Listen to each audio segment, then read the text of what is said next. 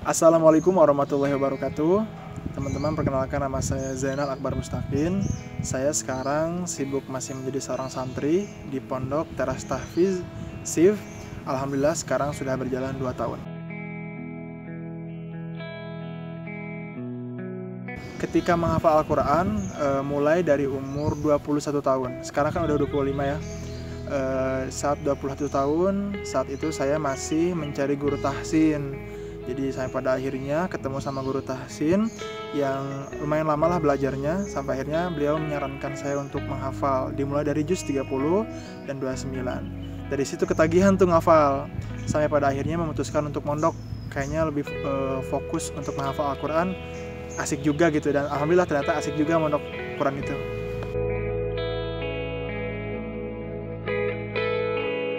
Ya, Masya Allah ya, ketika ditanya seperti ini, saya punya satu alasan yang menginspirasi saya untuk kuat menghafal Al-Quran. Pertama, saya dulu punya seorang saudara laki-laki yang saat itu nggak pernah saya kenali sama sekali. Jadi adik saya lah. Saat itu orang tua saya melahirkan dua anak laki-laki. Emang kedua orang tua saya itu bukan keluarga yang berada. Jadi ketika saat kami berdua lahir, di waktu yang berbeda, saya yang hanya mampu ditebus oleh orang tua saya. Jadi saudara saya itu nggak tertebus ya. Pada akhirnya saudara saya yang laki-laki satunya lagi diurus sama bidan, dan kita udah benar-benar nggak ketemu sampai sekarang dan nggak tahu lagi di mana. Kedua, dari kecil saya emang nggak pernah mengenal sosok ayah. Jadi keluarga pun nggak ada yang pernah cerita ayah tuh kayak gimana wajahnya. Jadi ya malah kalau nanya-nanya soal ayah pasti keluarga sedih gitu. Jadi pada akhirnya saya punya tekad yang kuat, kalau memang saya tidak bertemu dengan saudara laki-laki saya di dunia, tidak bertemu dengan ayah kandung saya di dunia, ya semoga Allah pertemukan saya lewat wasilah Quran, lewat perantara Quran ini nanti bisa bertemu mereka berdua.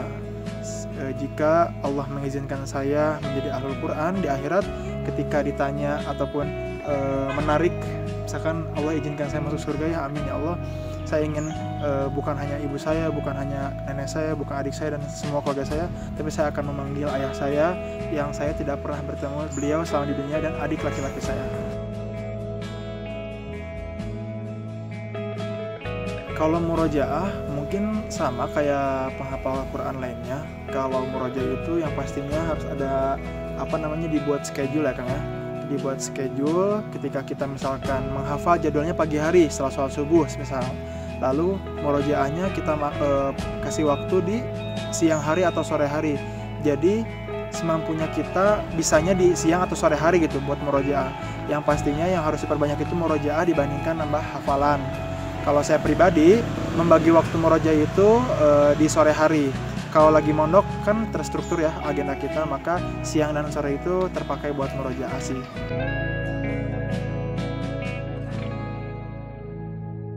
Lupa hafalan itu mungkin karena malas ya. Karena malas, lalai, lupa murojaah, lama meninggalkan murojaah, atau kita melihat hal-hal yang diharamkan Allah Subhanahu wa taala. Yang lebih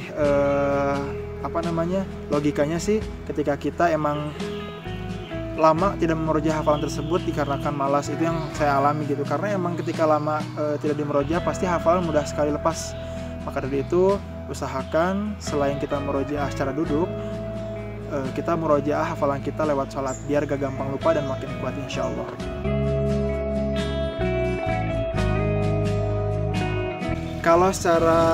Kalau ditanya seperti itu, emang satu tugas yang lumayan gak mudah ya. Maksudnya ketika kita bertanggung jawab untuk membangun bisnis, otomatis kita bakal membagi waktu atau schedule yang tadinya dibuat untuk menambah hafalan dan murojaah agak sedikit dikurangi karena fokusnya ke bisnis.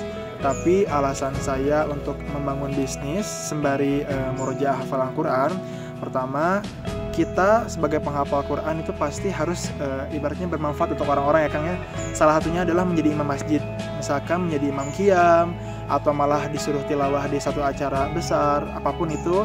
Nah terkadang setan itu masuk ke dalam hati kita, menggoda keikhlasan kita, contohnya mengharapkan materi, mengharapkan pemberian apapun itulah.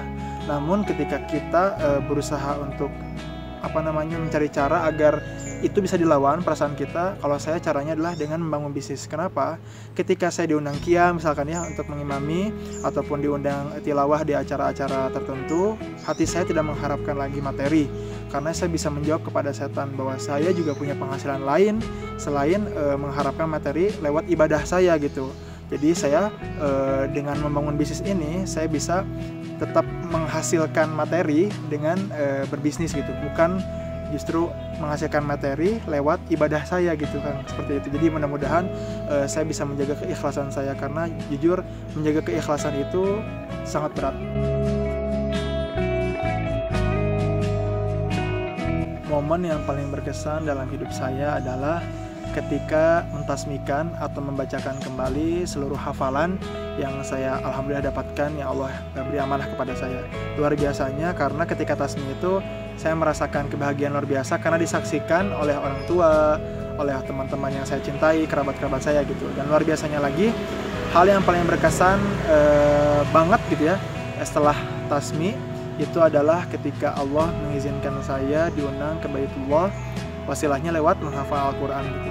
Itu adalah momen yang mahal, yang gak pernah bisa dibayar oleh apapun. Bahkan luar biasanya dari menghafal Al-Quran ini saya bisa dihantarkan atau Allah mengantarkan saya untuk bisa menziarahi makam Rasulullah, sahabat dan lain-lain. Bahkan bisa berdoa di depan Ka'bah.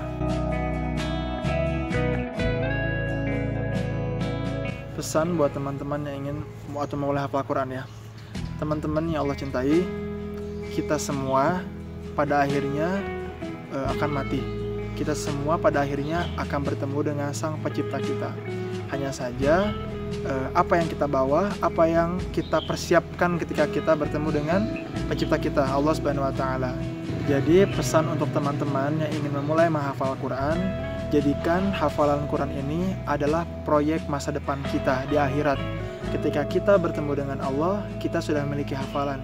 Kita tasmikan di hadapan Allah. Kita banggakan, dan yang pastinya kita ingin memasuki surga, bertemu dengan Allah, bertemu dengan Rasulullah bersama keluarga kita. Insya Allah lewat wasilah menghafal Quran ini. Jadi dengan menghafal Quran atau menjadi sahabat Quran semasa di dunia dan di akhirat, kita akan dicari oleh Al-Quran. Kemana nih orang yang semasa hidupnya menghabiskan malamnya, menghabiskan waktu sisa tidurnya hanya untuk membacaku, hanya untuk membersamaiku. Jadi yang ingin menghafal Quran, jangan terburu-buru, tetap istiqomah, karena menghafal Quran ini adalah tugas seumur hidup. Kalau mau menghafal Quran, lakukan segera. Insya Allah kita sedang bangun proyeksi masa depan kita, insya Allah.